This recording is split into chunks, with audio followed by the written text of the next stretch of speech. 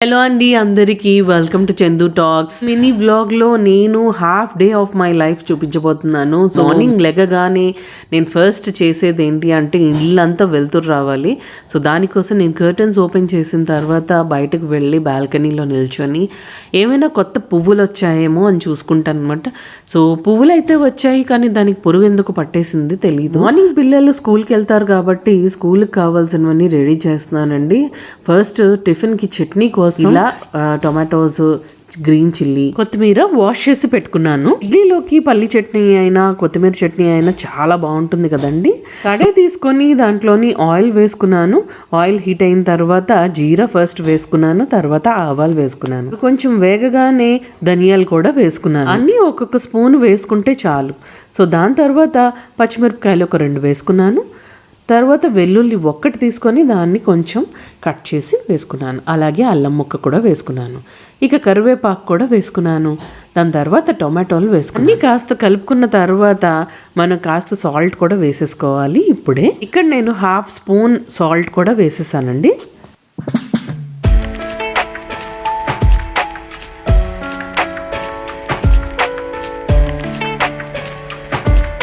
టమాటా మగ్గినంత వరకు కాస్త మూత పెట్టేసుకుందాము. ఈలోగా ఇడ్లీ పెట్టడం కోసం మినపిండిని తీసి దాన్ని కాస్త బాగా కలుపుకొని ఇక ఇడ్లీ కోసం ట్రేలో వేసేసుకుంటున్నాను.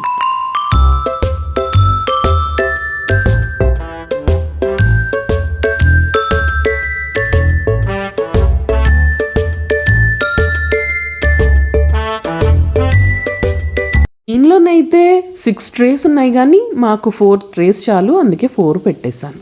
ఇక మూత తీసి చూసుకుంటే టమాటా బాగా మగ్గిపోయింది. ఇక ఈ కరివేపాకు కాడని తీసి పక్కన పడేసుకొని కొత్తిమీర వేసేసుకుందాము. ఆకుకూర మగ్గడానికి ఎంతసేపు పడుతుందండి? జస్ట్ ఒక 5 మినిట్స్ అటు ఇటు అనుకొని మళ్ళీ మూత పెట్టేస్తే చాలా చక్కగా అది మగ్గిపోతుంది. పిల్లల్ని లేపి వాళ్ళని రెడీ చేసి వాళ్ళకి బ్రేక్ఫాస్ట్ తినిపించి వాళ్ళకి టిఫిన్ కూడా రెడీ చేసి పంపించేశానండి. సో అదంతా నేను వీడియో తీయలేదు, ఎందుకు అంటే పొద్దున్న ప్రెషర్, ఆ టెన్షన్ ఎలా ఉంటాయో మీకు అందరికీ తెలుసు కదా. సహర్ష్ 8 o'clockకి, చెరిష్ 8:30కి వెళ్ళిపోయిన తర్వాత నేను రెడీ అయిపోయి దేవుడికి ఇలా దీపం పెట్టేసుకుంటాను. నేను స్టే ఎట్ హోమ్ మామ్ని కాబట్టి దేవుడికి దండం పెట్టుకొని నా హౌస్ చోర్స్ కంప్లీట్ చేసుకొని 12 లోపల అన్ని పనులు కంప్లీట్ చేసుకుంటానండి. వంట, బట్టలు ఉతకడం అన్నీ అయిపోయిన తర్వాత మా అబ్బాయి గురించి అంటే మా పెద్ద అబ్బాయి గురించి వెయిట్ చేస్తున్నాను. సో వెయిట్ చేస్తున్న లోపలే వాడు వచ్చేస్తున్నాడు అనమాట.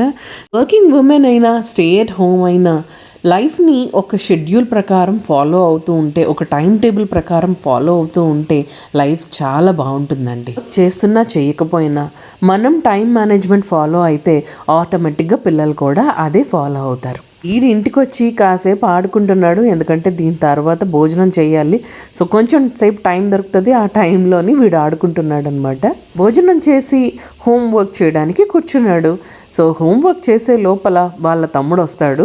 వచ్చిన తర్వాత ఇద్దరు భోజనం చేస్తారు, చిన్నోడు పడుకుంటాడు, వీడు ట్యూషన్కి వెళ్తాడు, మ్యూజిక్ క్లాస్ ఉంది. సో ఇలా షెడ్యూల్ అనేది డే అంతటికి బిజీగానే ఉంటుంది అనమాట. మ్యాథ్స్ తర్వాత ఇంగ్లీష్ క్లాస్ అని, ఇంగ్లీష్ క్లాస్ తర్వాత సోషల్ క్లాస్ అని, స్కూల్లో ఎలా అయితే టైం టేబుల్ ఉంటుందో ఇంట్లో కూడా అలాగే షెడ్యూల్ ప్రకారం ఫాలో అయితే మంచిదండి. డేలో ఎన్ని టెన్షన్స్ ఉన్నా ఈవినింగ్ అయ్యేసరికి నాకు ఏదో ఒక రిలాక్సేషన్ ఉండాలి. నాకు పానీపూరి తినడం వల్ల కాస్త రిలాక్సేషన్ వస్తుంది కాబట్టి ఇంటికి దగ్గరలోనే ఉన్న పానీపూరి సెంటర్కి వచ్చేసాను. చాలా ఫేమస్ అండి.